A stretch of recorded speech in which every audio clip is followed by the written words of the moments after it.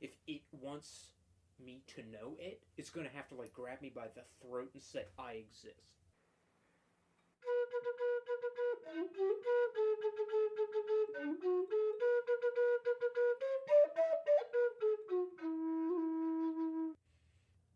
So we live in a world that expects you to go along, expects you to comply, expects you to do what you're told, but in a way that you're somehow maintaining your autonomy, your independence. It's like at the end of 1984 when the main character is like, and I realized that I loved Big Brother. Like after they were having the rat like eat his face. I loved Big Brother. And that's I feel the whole like trajectory of society is more towards that sort of reality. Kind of realizing that you go along with the regime. Yeah. Like coming around to it. And that I really like this. I really like just being put in a corner and told to shut the fuck up and just enjoy it. Yeah. Enjoy being screwed, being used by the system and kicked around. Told what to think. Yeah. When to think, how to think, like everything. The speed at which to think, it's once upon a time, or at least, based off of what I was read, it was more like just, if I'm your overlord, supply me with a particular resource. And, of course they would try to control your everyday life. I guess it's, tyranny never really changes, but just the ability to exercise tyranny so much greater now. People throw around that term, the Internet of Things. And like the internet will be everywhere, or like in our conversations before, I've brought up that book Unrestricted Warfare. Like the battlefield will be everywhere, and people cannot come to grips with statements like that. Like, nothing is sacred anymore. You will be attacked everywhere. And people like say things like, oh, there's just so much going on, I feel so overwhelmed, and yet they will not cut off the amount of information that they're being bombarded with. They willingly let themselves be bombarded with information. Well, so two things about that. One, the first is shorter. It's interesting that you should bring up the not willing to cut themselves off from these things, because I've recently run across a couple of posts in various places talking about how, what if we just unfollowed the celebrities? Yeah. What if we just unfollowed the brands and just cut them off from having their audience, having us? Down. Already done it in a lot of ways. Well, and so that's the thing. You sit there as a person who has taken a long time to contemplate these things and contemplate how the regime benefits sheerly by virtue of your interaction. Yeah. It's like that classic Wint tweet, in the age in which, everything is based on statistics and who answers what on what little quiz, saying that you don't know what Pringles are counts as heroism. Yeah. Because you've denied the brand your interaction. Yep. There was kind of a counter to a lot of this like brand personification on Twitter in the past few years with the whole silence brand meme, where they would respond to these nonsense, dumb appeals to populist humor on Twitter from these brands with a picture of this like giant emperor crab with like lasers coming out of his eyes saying silence brand, as a way of rebelling against that. But still, even in that moment, they're engaging the brand. Yep. They are still seeing what the brand is giving them and engaging it, even if it's a negative engagement. Yeah. It's kind of like how they say, all press is good press, because they know your name. It's like, I don't know whether you heard about the recent Burger King ad. The headline of the ad was "Women belong in the kitchen." Oh my god! Deliberately attempting to ramp up outrage in people just from seeing the headline. Of course, they see, oh my god, how could Burger King be making this statement? It's awful, right? But then, if you actually read what's under the headline, it was an ad basically for scholarships for women who are in culinary school.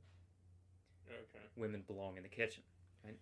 But it's this appeal to outrage in this thing, and the whole thing was, it totally flopped. It did not actually get the outrageous response that they expected. People were like, fuck you. You dumbass. Like, you really think we're that dumb? But, and this kind of came around later, they actually spent more than 3 times the amount of money of the 2 scholarships they were giving away just on that ad campaign. Oh, sure. It's absolute nonsense. In any case, but the second thing, that's just the first. The second thing is that it's interesting that you bring up the Internet of Things as kind of a war zone, as kind of a universal battlefield, because people like Slavoj Žižek have started to theorize about the kind of communism that is arising out of current market capitalism, current digital capitalism, where there is this thing in digitalness, in virtuality, that lends itself to being uncontainable, that lends itself to being common. And so, even in capitalism's attempt to imperialize the market of virtual things, they are creating the means by which they can be undermined. And this kind of comes out of the fact that Slavoj Žižek believes that this is the similar thing to what Heidegger mentions in his question concerning technology, where the greatest danger is growing, there also the saving power is growing. Because the greatest danger, the supreme danger, is creating an environment in which its undermining can occur. It is opening the area for its undermining. And so, this Internet of Things, though, it's kind of, it is the battlefield. It is the battlefield, and Žižek believes that, like, capitalism will lose the battle for intellectual property. That the idea of eternal copyright and possessing digitalness and possessing just pure ideas without, like, an expressed form. Like, Star Wars isn't just a pure idea. It has an expressed form. It has been put into a thing, a real thing. But, like, the idea, the intellectual property of Star Wars, therefore has a real object, a reified object that can be referred to as the thing possessed, the thing which is regulated by copyright. Whereas something like, for instance, maybe songs is the best idea, because it kind of transcends the boundary between a thing that is really a thing. Yeah, it's one of those primal human things. Like, exactly. You hear someone whistling a tune or singing something, and you're like, oh, I like that, and you start singing it. And no guy in a suit who's throwing around like, well, you can't sing that without my permission, is going to fucking make you stop singing the song. Exactly. Like you're going to sing the song. Whereas in the case of Star Wars, I can't just go down the street and perform Star Wars. You know? There's a lot more there. Yeah, there's a lot more involved in that process. Well, that's, just to briefly go back to the canceling the brand thing, or just with regards to fighting enemies, if you will, in our world. I think the two statements apply. Apathy is the greatest expression of hatred, and make your enemies irrelevant.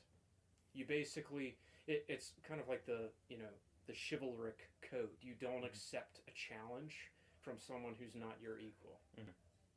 whether that is greater than you or under you. Mm-hmm. You do not accept a challenge from someone not your equal. So you ignore them in a way. Mm-hmm. And we do live in a world that likes to, if people get ignored, they tend to just come at you more vigorously. Mm-hmm. And that's where you do have to be self-sufficient enough, determined enough, resilient enough, stoic enough, if you will, free of all dead weight that you can hack off, that mm-hmm. you can let loose. You're traveling light, you're tough, you can make it work. Mm-hmm. Where that mosquito that keeps kamikazing your face, you're just not going to let it be a factor in your existence.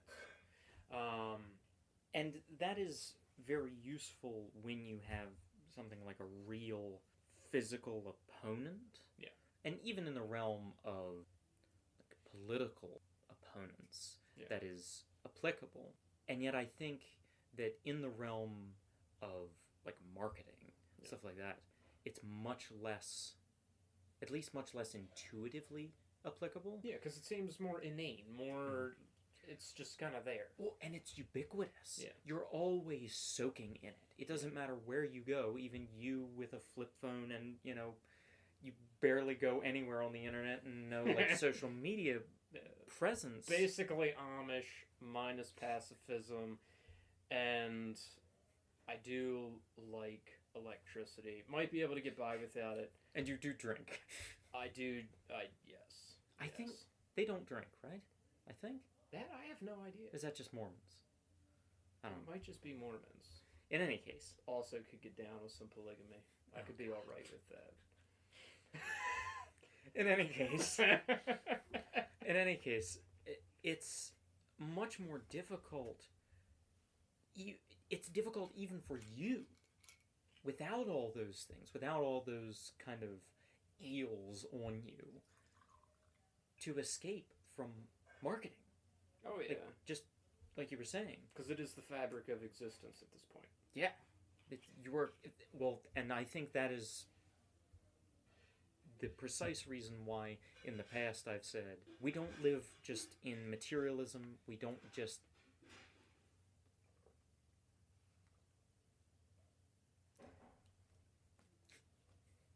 We don't just... Bastards. We don't just live in materialism. And we don't just live in capitalism, per se. We live in a commercialist, in a consumerist capitalism that has made everything consumption. Yeah. Like, it was mentioned, I was watching a thing on Slavoj Žižek's book called The Relevance of the Communist Manifesto, talking about how the Communist Manifesto might be relevant to us today because the conditions of our capitalism now are so much different than the conditions of the capitalism in the 1860s. Yeah. Right? Nowadays, things have become so amorphous. Property has become, like with the virtuality, property has become so amorphous that attempting to deal with it in a blatant kind of like union strike way, it's not really worth it. And it's not really effective. Yeah. And we live in a world that's, more than anything, I think, founded in rent. Yeah. Like you're renting things all the time. Oh, yeah. You're renting to watch movies. You're renting to listen to music. You're renting actual property. Yeah. Even, with my wife and I trying to find a place to live and everything, renting is so much more common than I ever... Maybe it was a thing in times gone by, but I never really remember people saying, oh yeah, like, I rent and that's fine, and I just go on my... Like, the goal was always to own your own house. And now, like, everything... There's so many properties out for rent. So our whole world is, like you're saying, built off of this idea of rent. And that's kind of one of the things that they're throwing around with, like, the Great Reset, is you won't own anything and you won't be happy. So this is the thing. So I was going to get into that just from what you were saying there, that now even the promise of former capitalism is being taken from us, and that is the ownership of things. Yeah. We are eternal renters. Even if we own the land we're sitting on, we are renting our position in the city or the township or whatever, that if they want, they can come in and take it from us, and what are we going to do? Yeah. Sue them? Like, that's being undone with things like the various oil pipelines and stuff, where they're like, oh, this is your land? Sorry, it's our land now, because they did it with all the highways. Precisely. You've lived here forever, who cares? Bye. Sorry.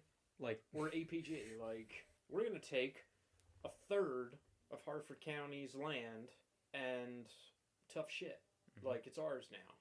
But beyond that, things like iTunes or Spotify or Netflix or HBO, all these, you are renting to be able to see a thing or to hear a thing. The fee that you pay, the subscription fee, is not ownership. It gives you right to nothing except for a certain period of time. Yeah. Access for this period of time. And even then, they are undermining that by creating premium memberships. Yep. Where, like, yeah, you can pay $15 a month and get X, Y, and Z, but if you want the additional stuff, you got to spend out a little more. But even that is temporal. Yeah. Even that is just you get it for a certain period of time until you shell out next. Yeah. So having a thing, owning the thing, is becoming more and more amorphous. Yeah. It is being taken from us.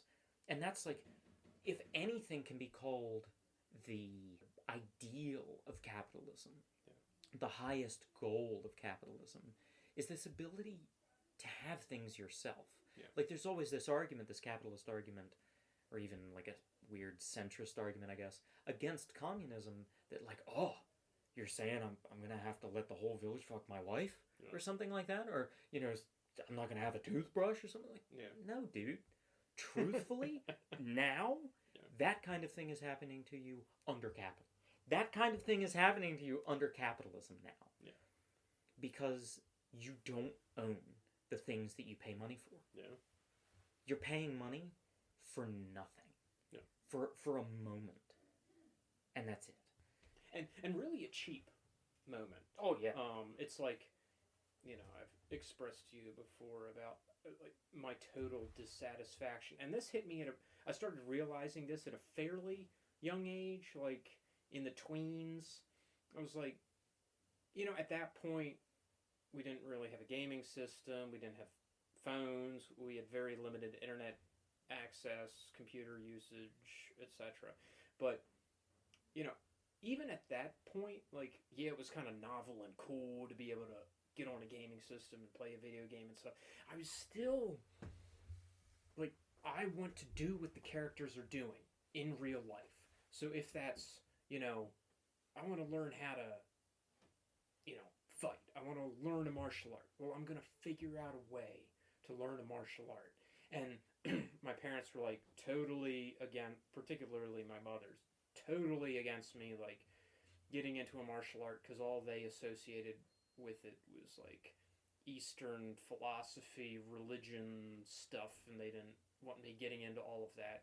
They weren't even, like, cautious of the violence type stuff? Or that was, like, way low on their concern list. It was just, like, we don't want you becoming demon-possessed, practicing taekwondo or kung fu or karate or whatever. But that didn't stop me. I was like, well, I'm going to use yes, I was using technology, but I'm going to use technology to seek out this information and study it myself, because my parents won't let me take classes. Or same thing with firearms. It's like, I'm going to learn firearms. I'm going to learn how they operate, how to shoot them well, how to shoot them under duress, not just at some friggin' stationary paper target that doesn't shoot back. I'm going to learn all this stuff for, back in the early 2000s when parkour was the shit. And it was in everything. And it was awesome. I was like, I want to learn that stuff. And I still remember David Bell, the founder, one of the founders of parkour, put out this video. And it was so sick. And it has this great, like, early 2000s track set to it. And it looks like it's filmed with a camcorder. And it's beautiful. It's everything that YouTube should have remained and is not anymore. because there was actual skill involved. Like, this motherfucker was running around everything and doing shit you only saw in movies, and was awesome. And now people just, like, do reaction videos all the time. But anyway, I digress. Live.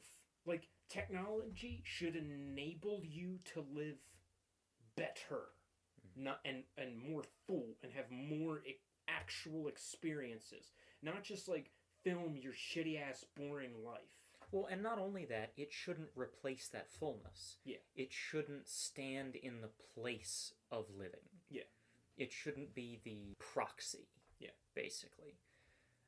And I think that is at least one of the implicit warnings in Heidegger's question concerning technology. It's not that technology is bad in and of itself. Yeah. It's not that we can never use technology to a good end. Yeah. It's that currently, and then it was like in the 60s that he was writing that, currently we are dealing with a form of technology and a comportment toward technology that is dictating us. Mm-hmm. Not us, it. Yeah, we're being used by the tool. We're not using the tool. Yeah, precisely. We are not only, and he gets into this, we're not only using this tool to set upon nature, we're not only using this technology to set upon the objects of our life and extract whatever we can out of them and turn them into pure subjectivity.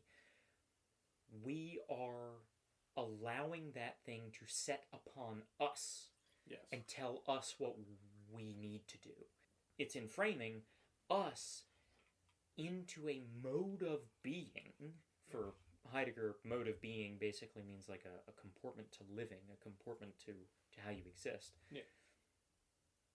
That is basically leading you down a road to forgetting who and what you are and what living is. Mm-hmm. Mm-hmm. So, with this like addiction to technology, this worshiping it like it's some, you're willingly giving into it. You're allowing it to be your overseer, your individual, like, it's like that song, your own personal Jesus. It's like your own personal little robot god. Like, you're giving it permission to reign you day in and day out, rather than you reigning it, which is sick and ridiculous, and I refuse to go there, even if it means being ostracized from my society, even if it means having to work significantly more at, bridging those gaps with people I interact with. They're like, well, have you seen this? Have you, done this? No, I haven't, because I've done real shit. Like, I haven't watched someone do it on social media or whatever. Like, I've done real shit. And I refuse to live vicariously through the internet. I refuse to do that. And, like, a big thing now with Gen Zers, God love them, they're figuring out their world and coming up with solutions to the problems they're confronted with. But one thing I hear a lot of them say is, all these YouTubers I watch, they make millions, and they do all this shit just playing Minecraft. And it's like, motherfucker, you know how common that is? It's super rare. It's like the same thought process that has, all these companies are saying, let's base all of our logistics off of rare earth metals. Mm-hmm. Keyword being rare. There's only so much of it. It's rare. And you're going to base the whole system off of that? Dude. There's a problem with that.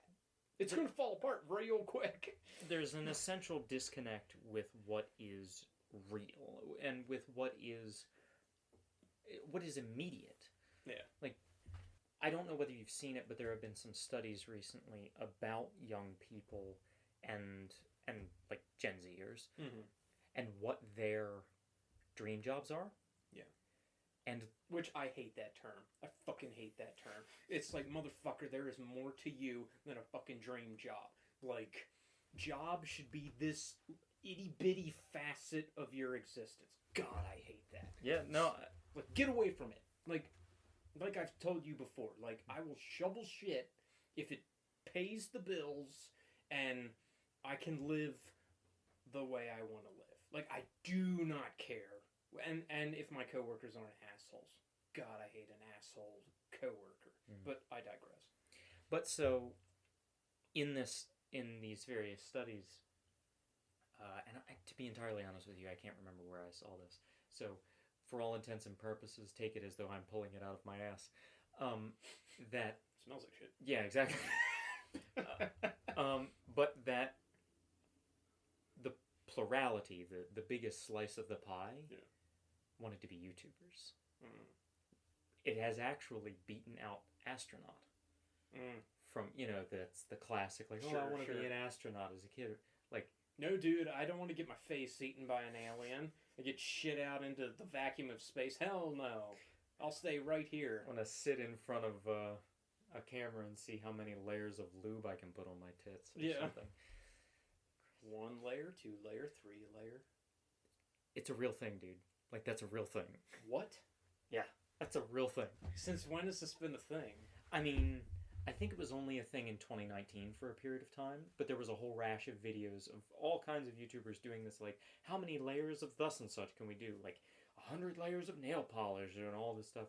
And there was some real awful... Oh, fuck me.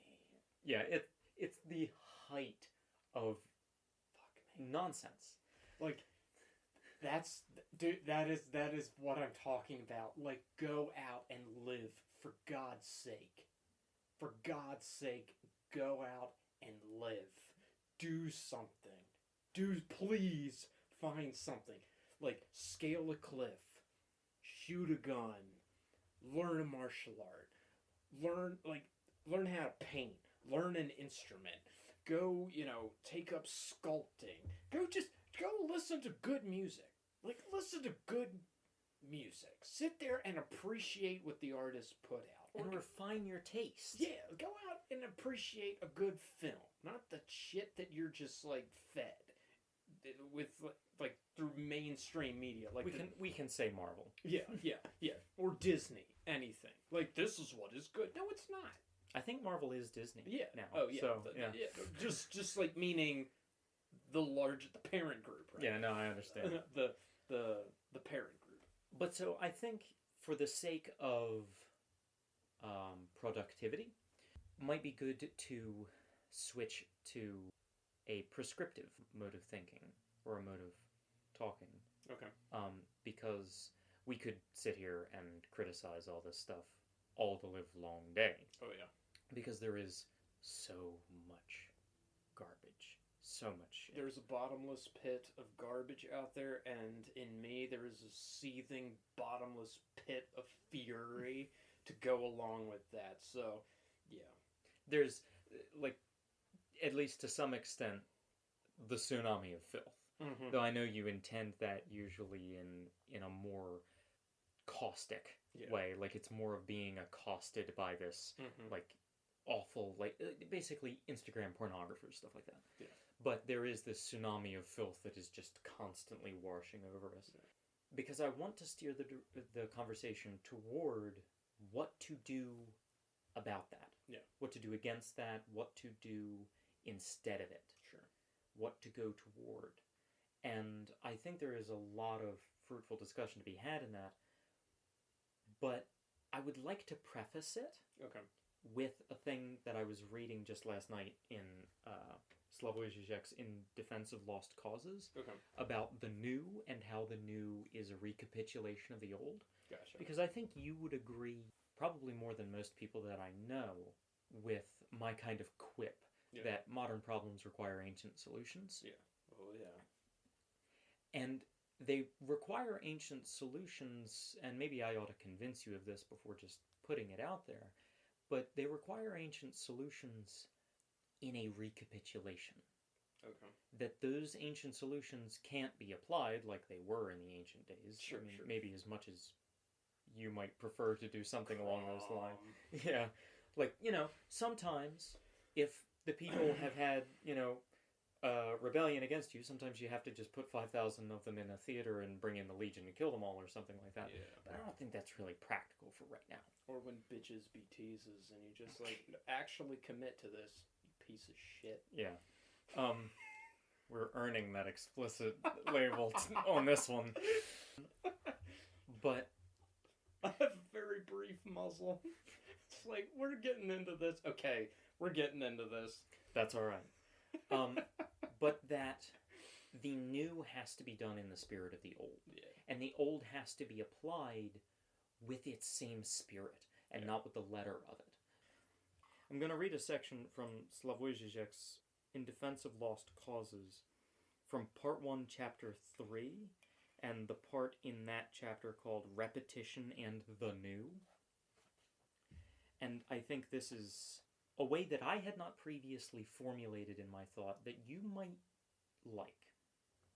So, it is not only that repetition is one of the modes of the emergence of the new can only emerge through repetition.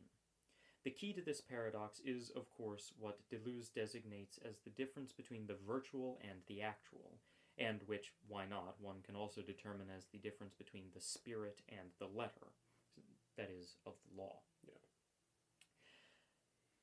Let us take a great philosopher such as Kant.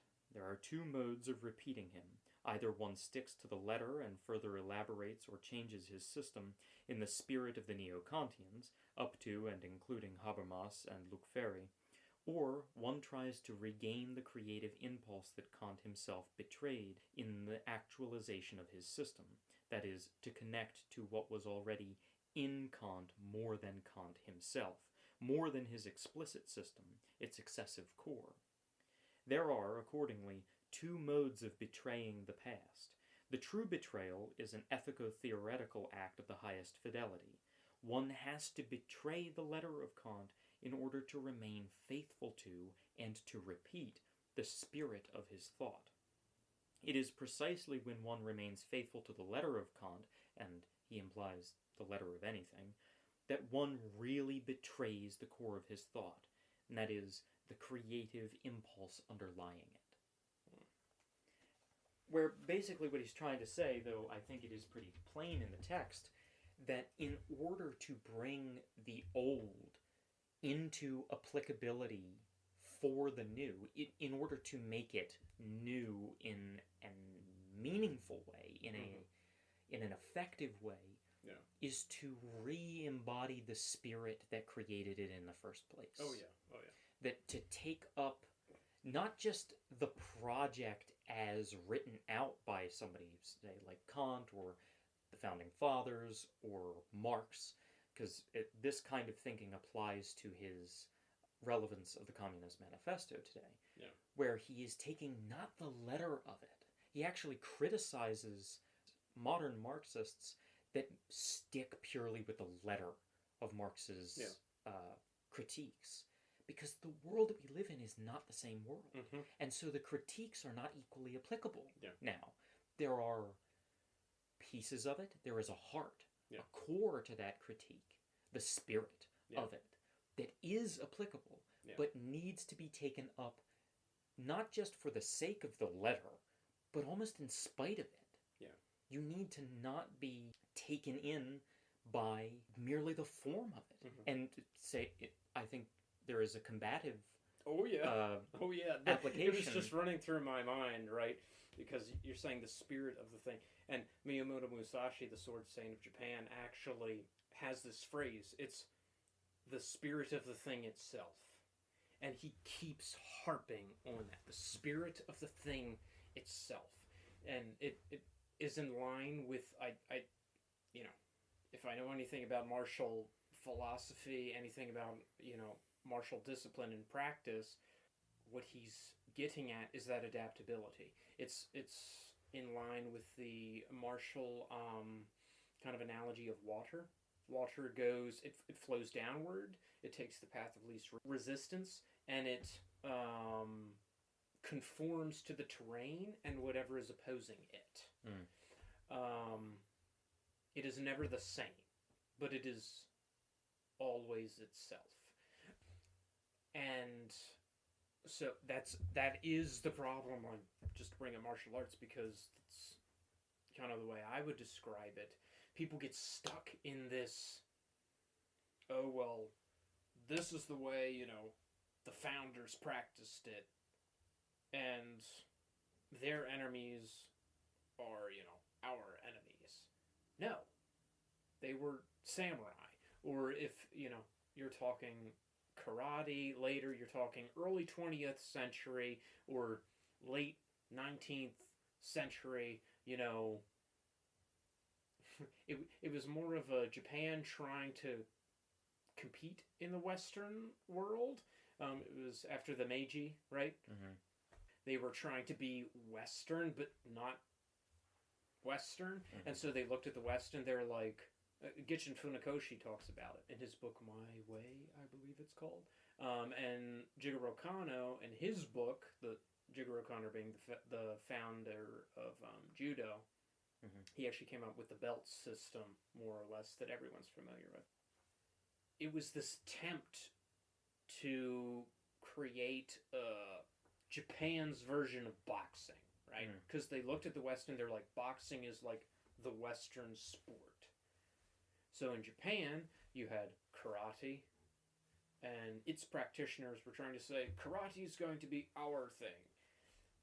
And there were the practitioners of judo who were like, let's make judo our thing. Mm-hmm. And they've competed against each other for a while, and, whatever. But that doesn't matter. But the point is that there are all these martial traditions that are still, like, doing defenses against, like, a guy wielding a sword. We don't use swords anymore. But it doesn't mean that the technique can't be tweaked in order to, say, deal with a baseball bat.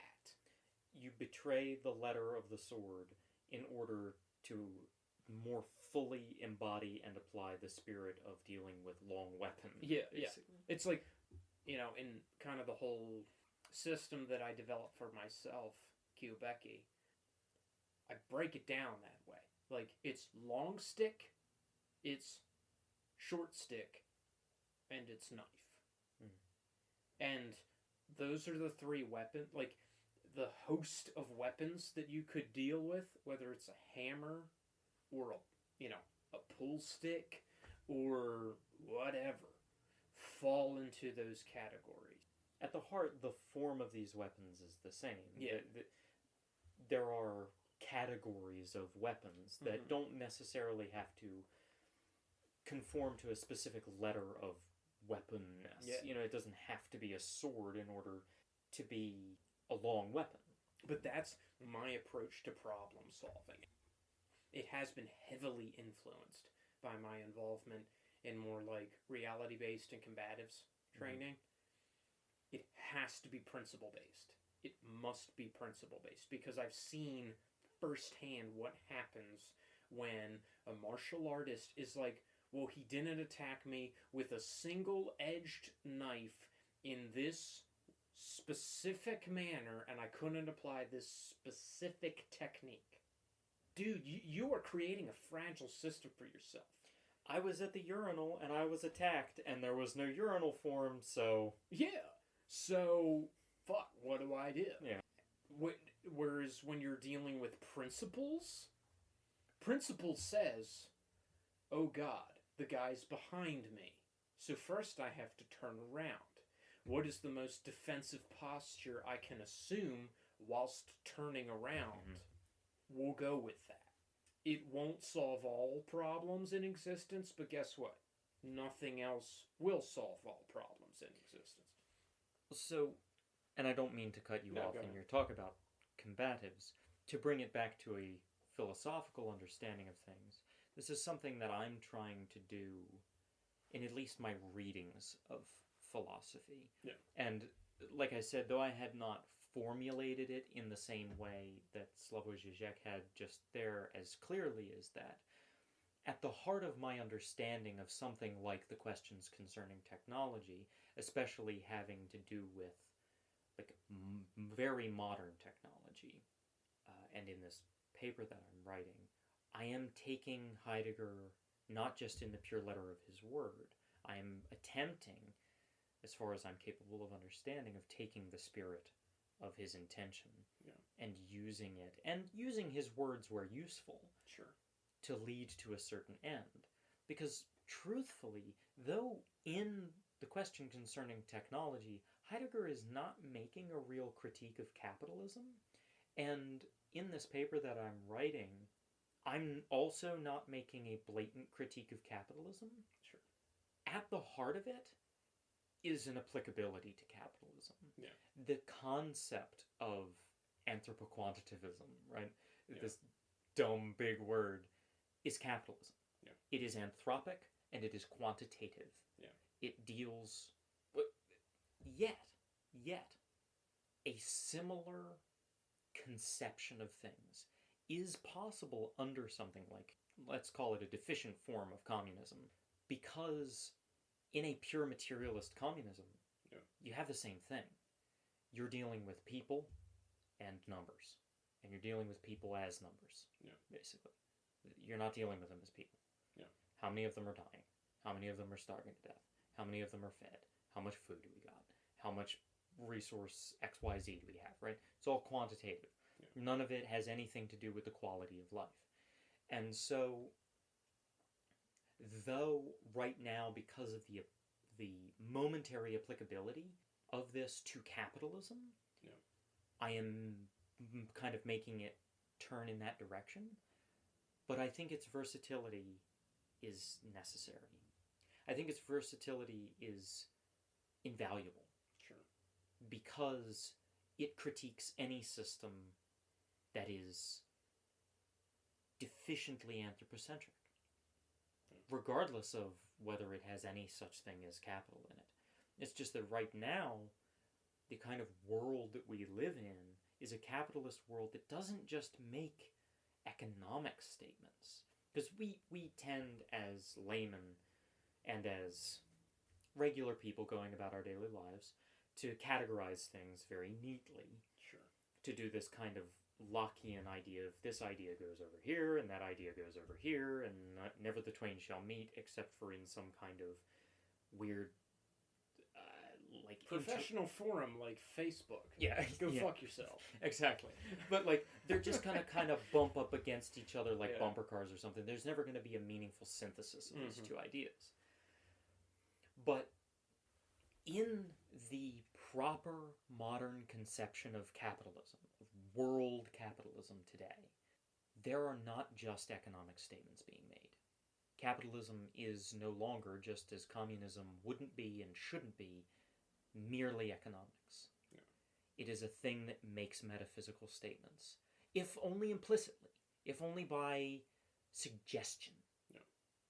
We create a world in which really all you and everything you will ever do or own is good for is the numbers that it generates. That's a metaphysical statement about what your being means.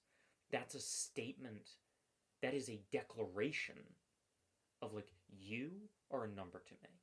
It's like Stalin's famous saying, one death is a tragedy, 1,000 deaths is a statistic. It's true. You take the humanity out of it because you create pure numbers. And the human mind cannot fathom such numbers, which is why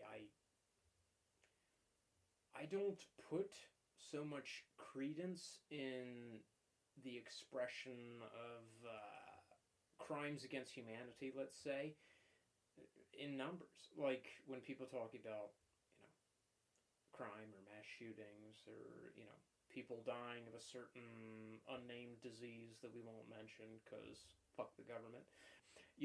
Beer. Yeah, beer. Or tobacco, let's say.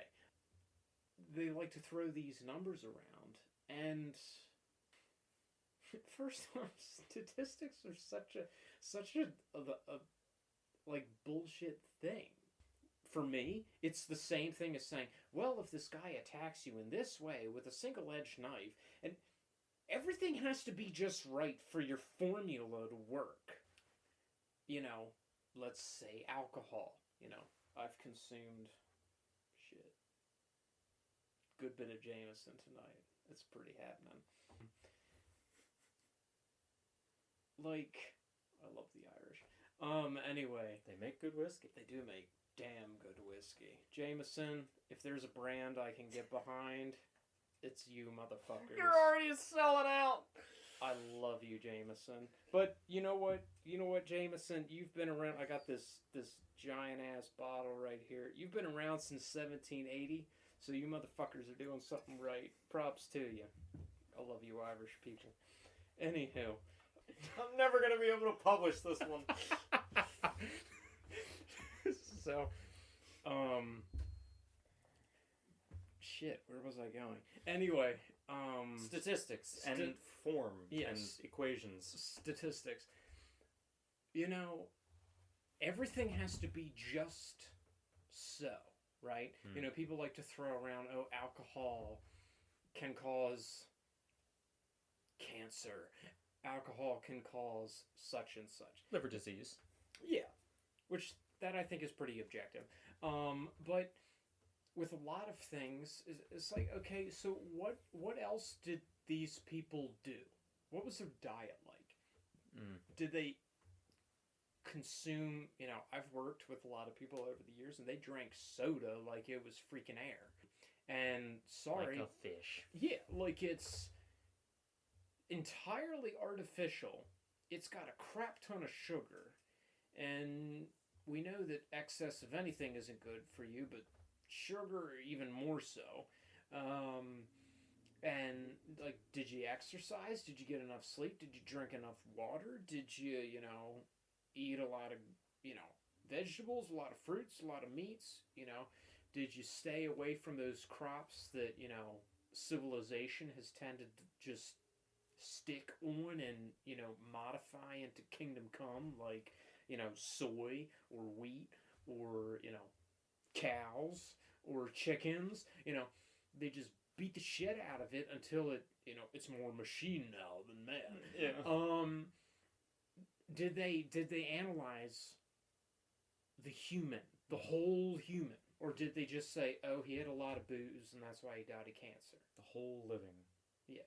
And no, because that's the time and financial constraints of any study. But they throw these... See, I wouldn't have a problem with studies if they didn't talk about themselves like they were God. Like, oh, well, we did this study. It's like, motherfucker. Like they're coming down from the mountain. Yeah, like, I've done a lot of studies myself. In person. Firsthand. Seen people do things and not do things, right? And most of the people I talk to, it takes a good bit of convincing. Like, I'll throw in the martial arts stone or coin or whatever token I'm using at the moment. Everyone says, oh yeah, that's, great and all, but I don't think that'll work. I'm like, all right, let's go. Put it to the test. Yeah, and those are great. See, I love that about the martial arts world, at least the more combatives, reality-based world. Because it's like, okay, all right, it ain't bragging if you can back it up, so back it up. Like, I want to see it. Well, and I think this is the precise limitation of something like political theory or social theory or any kind of complex thing. Yeah, any kind of complex thing, but especially anything that attempts to be making a statement about a practical application. Yeah. For instance, one of the common criticisms of Kant's morals is that technically under Kant's moral imperatives and things, like, you have to do X, Y, and Z, you have to... Well, the categorical imperative is pretty straightforward. Always treat the humanity both in yourself and in other people always as an ends and never as a means. Yeah. But then also treat everything you are doing, treat every maxim that you make as though it were a universal law. The issue is, under certain conditions, Kant would require you to not lie to a murderer asking where your family is. And that yeah, is... he can suck my dick. Exactly. That is where the practical application of his philosophy breaks down. Mm-hmm. And I think this is where one of the spirit pieces should be brought out and used. And the spirit of the thing is, of course, a duty, a morals based on duty, not based on some kind of weird, pie in the sky idea of what a virtue is or anything like that, or even pure consequentialism or anything like that, but that you should have, and I think you would agree with me, duties that you fulfill. There is a thing that you do whether you want to or not because it's a duty. Yep. You do it. Yep. But there is a certain boots on the ground moment where consequentialism rules and duty goes out the window. Yeah. Where big decisions, which are and should be defined by duty, the arc of your life, the arc of even a situation should be defined by duty. When you come down to grappling, consequentialism is what reigns. Yeah. Because what you want is the proper effect. Yeah. What you want is the right outcome. Yeah. Is an outcome that would be in alignment with the spirit of the duty, but not necessarily the letter of it. Yeah. And I think that's and I don't take credit for that kind of formulation at all. That's just something I've been thinking about recently, because there is this kind of holistic approach to ethics and practical reason that you have to take in order to avoid becoming like a weird sophist, in order to become not become some kind of ivory tower pronouncer. Yeah. Because that's great. Because when you're an ivory tower pronouncer, you are that person saying, well, when a guy attacks me with a single-edged knife, I do ABC and it works. No. Because you're in your ivory tower. The fact that you're in your ivory tower negates your existence. And I think, if anything, that is a kind of moral foundation that you and I share. And I am happy to admit, not happy to admit, but willing to admit that I adhere to that far less than you do. You have a much stronger general willpower than I do. But that, at the very least, we agree on the idea of duty and overarching structures of responsibility. Yeah. But that when shit hits the fan, there's certain things you do that aren't necessarily in line with duty. Yeah. But that are, truthfully, and examined the correct way, are in line with the spirit of that duty. Yeah. Because you have an outcome that is correct. Yeah. It's like I was saying the other night, regardless of whether or not we're under, say, we're living in a capitalist system or a communist system. For me, I say, okay, I'm playing a different board game now. The rules are different. But any human, I think, if they're in their right mind and they're trying to provide for their community, are going to be like, how do I maximize survivability for my community, regardless of the system? That's the way I look at it. Well, and I think that is a way in which you are much more of a Machiavellian than I am. Like, you tend more toward the practical than I do in thought and in, like, simulation. I guess, like this kind of mental game you play where you're like, if this, what would I do? Yeah. Because, it's, there's this, in this moment, they have this one song called Roots, right? And there's this part in the song where the front woman is like, so I smile and I say that the world is just fine as these fucking parasites eat out my spine. Before that, she's like, I gotta do what's right for my family. And it's this, I have to perform my duty. Like, this is my community. It's like what I've expressed to you before. Cosmologically, all of us, each individual human, is nothing. We don't matter. We're a drop in the bucket. We're nothing.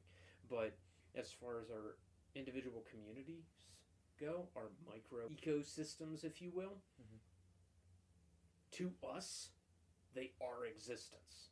Well, so you use the word cosmologically to describe this huge overarching kind of plan for everything in a way, this kind of ordering of everything. Yeah. I think, and this is in no way to correct you, only to add a thing, I think that ground level view is much more of a phenomenological understanding. It's how it appears to you. Sure. It's how it comes to you. Because for you, truthfully, the cosmological doesn't enter in because it is beyond your grasp. Yeah. It is totally beyond you and anything that you're capable of actually affecting. It's kind of like, I've heard agnostics talk about how they interact with the concept of God. They're like, I'm not going to go full-blown atheist and say that I know for sure that no God exists, but that concept is beyond me. There's no way I can know it, so I'm not going to try to know it. If it wants me to know it, it's going to have to grab me by the throat and say, I exist. That's kind of the way I look at existence. Like, if you want my attention, you're going to have to say, hey, I want your attention.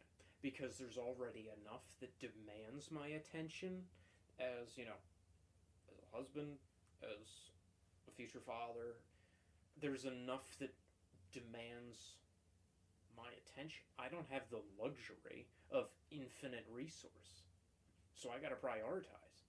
I got to say, what do I need to attend to?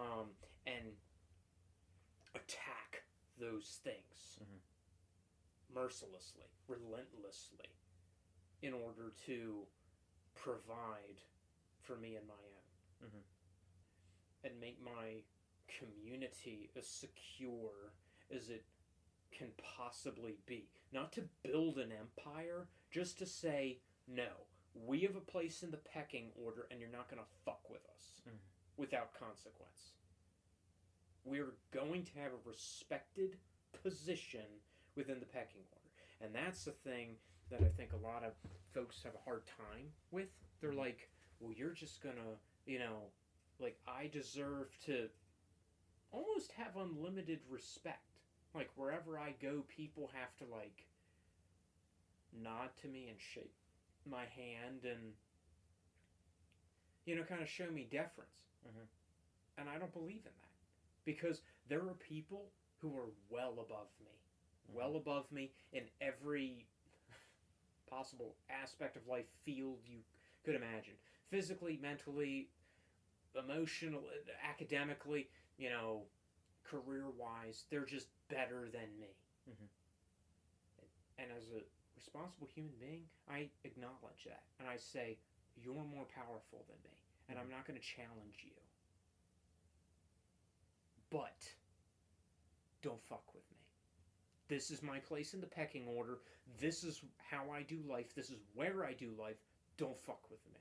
Because if you do fuck with me, then I'm going to do everything in my power to be that thorn in your side. I'm going to make your life miserable as far as I'm able. And maybe I'll just be like that little mosquito that they just swat out of their face and whatever. But I'm not concerned with that. I will do everything in my power to ruin them. Because then it becomes a principled thing. It becomes a matter of duty for you. It is your duty to do that in that instance. And it has nothing to do in that instance with the actual effectiveness of what you're doing. Like, you have a lot of people that argue about, oh, well, you're not actually going to make something better. You're not actually going to affect change or something like that. But if the thing that I'm doing is demanded of me by duty, by the defense of my honor or the honor of somebody else or the honor of, a concept, the honor of some kind of value of mine that I deeply hold, then it, to me, practically, doesn't matter whether I do anything. Or it doesn't matter whether I affect any change. It's that I went out and died for the sake of whatever it was, because I will have the transgressor and everyone else know that they're not just going to do what they did without consequence. Even without, the smallest resistance. you're not going to get away with it and not have somebody raise up and say, fuck you. Yep. You know? Yeah. It's the Scots of Culloden. It's show up and die. Mm-hmm. You have pitchforks and halberds and, friggin' farming equipment, and you're going up against the British who are armed with muskets and artillery and stuff, and you're like, yeah, we're not stupid. We know we're gonna die. That's where all the gun guys, ballistics this, ballistics that. No, we know what fucking lead going 900 mile an hour does to human flesh and wood wrapped in leather. We know it's gonna happen to us, but we showed up because you're not gonna do this to us. Unavenged. Yeah. We're showing up. Mm-hmm. Well, and so this is precisely the reason behind certain other personal issues. Yeah. Currently, where a thing is being transgressed. Yeah. A rightful thing, a principle, is being transgressed. Yeah. And regardless of whether I affect change in what happens, I will stand up and say, no, it will not be this way. Yep. That never, ever will it ever be written down that I sat and let it happen. Mm-hmm. And I oppose it within my power. Yeah. Because in the current instant, that is not a lot. It's not maybe as much as I might wish it would be, but still what is within my power I will do. Yeah. Well, and that's the thing. It's proportional living. People say, oh, well, I can't do that, I can't do that, I can't do that. Do what you can. It's my argument against all these people who are like, well, maybe I'm not athletic, or I'm not smart, or I don't have money, or I don't have time, or do fucking something. Mm-hmm. You have something. Do what you can with what you have. I'm not saying you have to be XYZ, but maximize who you are, mm-hmm. your own growth and the growth of your community with the resources available. And it's like the parable of the one with the 2 minas. Like, mm-hmm. do something. Her gift of 2 minas to the temple is cosmologically a drop in the bucket. Yeah. If that. Yeah. But proportionally, her gift was infinitely more than the rich man who could just dump bags of gold on the altar. Yeah. And yet, how many Christians do you think you could get today to apply a similar, or at least a derivative critique of something like the Gates Foundation? Like, how many Christians do you think you could get today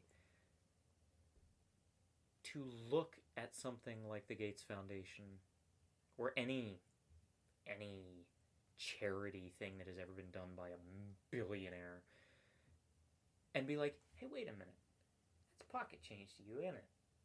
Like that, like I'm the little guy, and so $80,000 seems like a lot of money. Yeah. To you, that's nothing, isn't it? Yeah. Like, you've done nothing. Yeah. And yet, in your doing nothing, in your truly, proportionally affecting very little change in your own life, and going to very little effort, you are inversely gaining a lot of face. Oh, man. Like, you are doing the performance. Now you just brought down the Illuminati on us. They're going to be like, you motherfuckers can't say that. You can't say that what we do for the earth is nothing. That it's shit. You can't say that. We're going to show up. We're going to show up at Culloden. Fuck you all. Okay. And we'll die. So be it. Alright, so you win. That's great. You got like 9,000 plus infinity pounds on me. Piece of shit. Why don't you fuck someone your own size? Piece of shit.